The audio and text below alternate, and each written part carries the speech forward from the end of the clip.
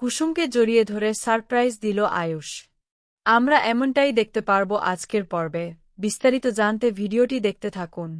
গল্পের শুরুতেই দেখা যায় আয়ুষ বারবার ভাবতে থাকে কিভাবে কুসুমের জন্য সবকিছু সুন্দরভাবে আয়োজন করা যায়, কারণ সে কুসুমকে ভালোবাসার কথা বলতেই চায়।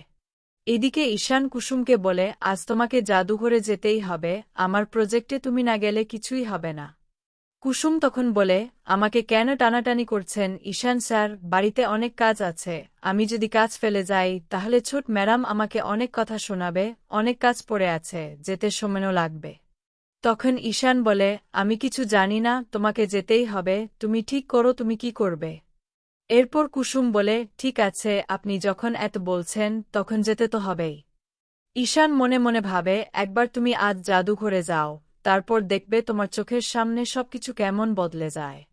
ঈশান বেরিয়ে যেতেই মীনাক্ষী কুসুমকে ডেকে বলে, শোনো কুসুম, তোমার কোথাও যাওয়া হবে না, আজ আমি বাড়িতে আছি, তাই আমার খাওয়া দাওয়া ঠিকমতো হতে হবে। তুমি ডাল করবে, ভাজা করবে, নিরামিষের 3 রকম তরকারি করবে, চাটনি পাঁপড় সব বানাবে, তারপর সন্ধ্যার জন্য লুচি তরকারি আর রাতের জন্য সাবু ভিজিয়ে রাখবে। এসব শুনে কুসুম বুঝতে পারে তার যাওয়াটা এত সহজ হবে না। তখন কুসুম বলে, ছোট ম্যাডাম, যদি একটু কম রান্না করি তাহলে কি খুব অসুবিধা হবে? তখন মীনাক্ষী রেগে গিয়ে বলে, অবশ্যই হবে, তুমি বাড়ির কাজের মেয়ে, তোমাকে যা বলব সেটাই করবে, নিজের কোনো সিদ্ধান্ত আমাকে জানাতে আসবে না, বুঝেছ? এখন তাড়াতাড়ি সব রান্না করে ফেলো। এরপরে ঈশান আলুষকে বলে, ভাইরা তুই একদম চিন্তা করিস না, আমি কুসুমকে বলে দিয়েছি, কুসুম ঠিক সময় পৌঁছে যাবে। এখন তো আমার ভাইরা রীতিমতো রিহার্সাল করবে, ভাইদা একটা ডেমো দেখা দেখি কেমনভাবে তুই কুসুমকে প্রপোজ করবি। তখনই আলুষ বলে, না না, ওসব আমি দেখাতে পারবো না, যখন সময় আসবে তখন আমি নিজেই ঠিক করে নেব, তুই এত ভাবিস না, আজ আমি মনের মধ্যে সাহস নিয়ে এগোচ্ছি, যাতে আর কোনো সমস্যা না হয়। ঈশান বলে, বাহ, তাহলে তো আর কোনো সমস্যাই নেই, তবে আমি জানি আমার ভাইরা ঠিক কোনো না কোনো ব্যবস্থা করবেই। এরপর আয়ুষ সব ব্যবস্থা পাকাপাকি করে নেয়।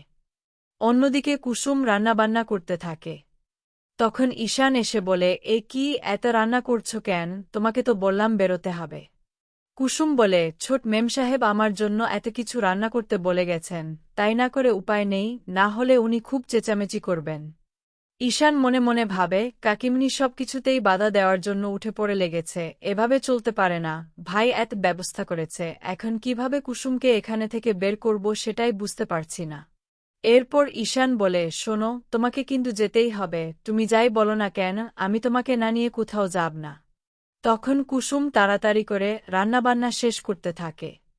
অন্যদিকে ঈশান অনুশ্রীর সাথে কথা বলে বলে, খুব সমস্যায় পড়েছি, কাকিমনি একটার পর একটা দায়িত্ব কুসুমকে দিয়ে গেছে, এখন কিভাবে আমি কুসুমকে ভাইদের কাছে পাঠাবো বলো তো। তখন অনুশ্রী বলে, কাকিমনি কেন এমন করছে জানি না, যেন কুসুমের সাথে তার শত্রুতা আছে, আর তার জন্যই এই সব ঝামেলা হচ্ছে। এরপর ঈশান ভাবে মীনাক্ষীকে একটু কড়া কথা বলবে, কিন্তু পরে ভাবে এখন কিছু বললে উল্টো সমস্যা বাড়বে, সময়ও নষ্ট হবে, তার থেকে বরং অন্য কোনো উপায় খুঁজতে হবে যাতে কুসুমকে বের করা যায়। এর মাঝেই বাগানে হাঁটাহাঁটি করছিল রাজবাবু। তখন ঈশান গিয়ে বলে, বাবা, কুসুমকে আজ আমাদের একটা জায়গায় পাঠাতে হবে, তাই তোমার একটু সাহায্য দরকার, তুমি কি আমাদের সাহায্য করবে? রাজবাবু তখনই বুঝে যান কি সাহায্য লাগবে আর কুসুমকে কোথায় পাঠাতে হবে, তবে কিছু না বলে শুধু বলেন, ঠিক আছে, আমি দেখছি কি করা যায়। এরপর ইন্দ্রাণী গাঙ্গুলির পার্টির প্রস্তুতি শুরু করে কুসুম। তখন রাজবাবু কুসুমকে ডেকে বলে, কুসুম, আমার ব্যাগটা কোথায় আছে, একবার দেখো তো, কিছুতেই খুঁজে পাচ্ছি না। কুসুম বলে, আচ্ছা আমি দেখে আসছি, এই বলে সে ব্যাগ খুঁজতে চলে যায়। তখনই ঈশান বলে, এই তো শুরু, ওকে সরানো গেছে। অনুশ্রী বলে, চলো কুসুম, তোমাকে আমি সুন্দর করে সাজিয়ে দিই, না হলে তুমি যাবে কিভাবে? কুসুম বলে, আমি কি করব কিছুই বুঝতে পারছি না, যা হচ্ছে ঠিকই হচ্ছে। এর মধ্যেই খাওয়ার সময় হয়ে যায়, কুসুম সব খাবার খুব সুন্দর করে বানিয়ে পরিবেশন করে দেয়। কিন্তু মীনাক্ষীর সেই খাবার ভালো লাগে না, সে বলে, এসব কি রান্না হয়েছে, একদম ভালো না। তখন কুসুম বলে, আমি যাই রান্না করি না কেন, আপনার কোনোটাই ভালো লাগবে না, কারণ আপনি তো আমাকে পছন্দ করেন না, আমার হাতের রান্না ভালো লাগবে, এটা কি কখনো হয়? তখন মীনাক্ষী বুঝতে পারে কুসুম ঠিক কথাই বলেছে। এরপর অনুশ্রী বলে, চলো কুসুম, তারপর কুসুমকে খুব সুন্দর করে সাজিয়ে দেয়। নিজেকে দেখে কুসুম নিজেই অবাক হয়ে যায়, কত সুন্দর লাগছে তাকে। ঈশান তখন মনে মনে ভাবে, আজ কুসুমকে দেখে ভাইরা চোখ সরাতে পারবে না। সে আরও ভাবে, কুসুমের মতো একটা মেয়ে আমাদের পরিবারে দরকার ছিল, যে সবাইকে ভালোবাসবে, আগলে রাখবে, আর আমার ভাইকেও খুব ভালোবাসবে, ঠিক তেমনি একজন সে। এদিকে ইন্দ্রাণী গাঙ্গুলি আয়ুষের বিয়ে নিয়ে চিন্তা করতে থাকে, কিভাবে সব সামলাবে, কিভাবে আয়ুষের জন্য মেয়ে খুঁজে বের করবে। তখন রাজবাবু বলে, তুমি এসব নিয়ে ভাবো না, ঠিক সময় হলে সব ঠিক হয়ে যাবে, মেয়ে নিজে থেকেই চলে আসবে। এর মধ্যেই কুসুমকে খাওয়ার জন্য সাজিয়ে দেওয়া হয়।